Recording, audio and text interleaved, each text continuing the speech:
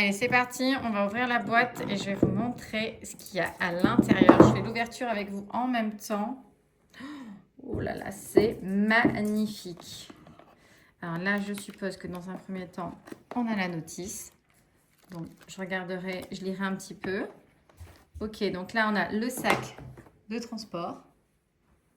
Ok, magnifique. Ça, il me semble, si j'ai pas de bêtises, je l'ouvrirai après, mais ce n'est... Bon, je l'ouvre maintenant. C'est le petit scratch à mettre au niveau de la nuque pour le faire tenir. Ouais, c'est ça. Je vous en dirai un petit peu plus là-dessus. Ça, c'est les protège-yeux pour éviter qu'on ait trop la lumière rouge si ça nous gêne. Donc, à voir, il y en a qui disent qu'il faut le mettre, d'autres qui disent qu'il ne faut pas le mettre. Donc, je testerai et je vous ferai aussi un retour avec et sans. Et donc là, on a donc la fameuse télécommande qui nous permet donc d'être totalement nomade avec. Évidemment, le petit fil pour pouvoir le recharger. Donc là, je vais vous montrer le masque. Oh, la matière est dingue. Hyper agréable. On a vraiment l'impression que c'est une seconde peau. Je ne sais pas comment vous dire. C'est ouais, hyper agréable. Je le retourne.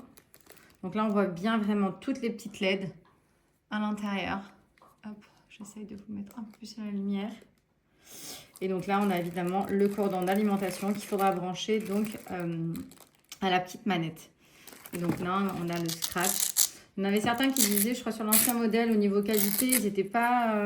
mais personnellement, la qualité est bonne, en tout cas me paraît très bonne. Ouais, en tout cas, rien à dire là-dessus. Non, on sent que c'est vraiment un masque de qualité. Vraiment, le toucher est incroyable. C'est des petits détails, mais pour moi, qui sont quand même très importants. Donc, écoutez, je vais faire un petit test. Je vais lire les instructions et je vous ferai un petit retour dans une prochaine vidéo. Je vous dis à bientôt.